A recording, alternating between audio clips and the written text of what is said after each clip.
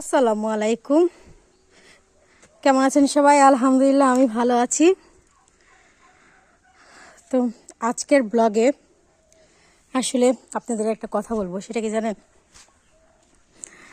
মানুষের জীবনে উত্থান পতন সব কিছুই কিন্তু থাকেই, ঠিক আছে?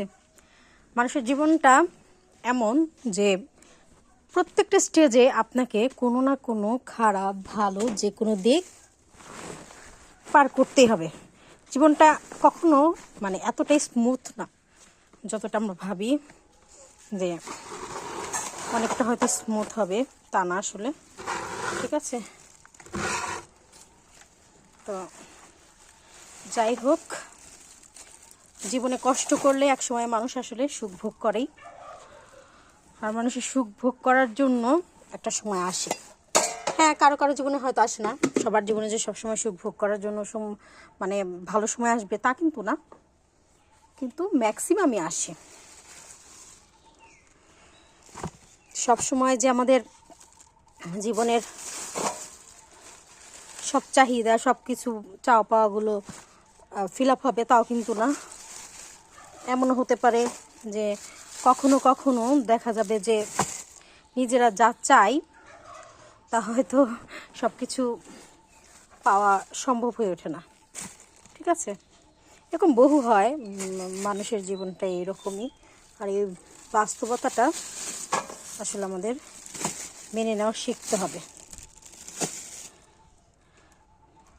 এটা একটা কঠিন বাস্তবতা, যে জিনিসটা আমরা অনেকেই মানতে চাই না, যে জীবনে সবসময় ভালো জিনিসটাকে আমরা গ্রহণ করতে পারি, খারাপ জিনিসগুলোকে আমরা গ্রহণ করতে পারি না। কিন্তু আসলে তা না, আমাদের জীবনে ভালো থাক মন্দ থাক যে কোনো জিনিসটাকে আমাদেরকে সঠিকভাবে গ্রহণ করতে হবে। আর গ্রহণ করাটা আমাদেরকে শিখতে হবে, কিছু করার নেই। কারণ হচ্ছে সবসময় যে আমাদের দিন ভালো যাবে তা তো না, এমন কিছু না।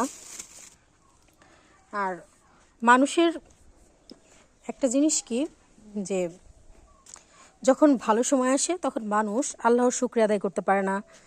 তখন মনে করে যে না, এই দিনই আমার জীবনে চলে আসছে, আর কখনো হয়তো খারাপ দিন আসবে না বা খারাপ সিচুয়েশন হয়তো পড়তে হবে না। কিন্তু মানুষের লাইফ সাইকেলটা কিন্তু এমন যে এক সময় না এক সময় তাকে একটা খারাপ সিচুয়েশন বা যে কোনো কিছুতে পড়তে হয়।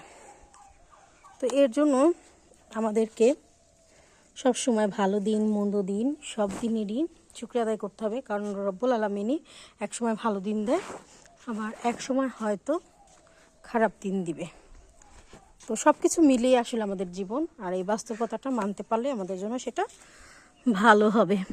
তো ধন্যবাদ সবাইকে আমার আজকের ব্লগে। আর হ্যাঁ, আপনারা কি আমার সাথে একমত? যদি একমত থাকেন তাহলে অবশ্যই কিন্তু জানাবেন।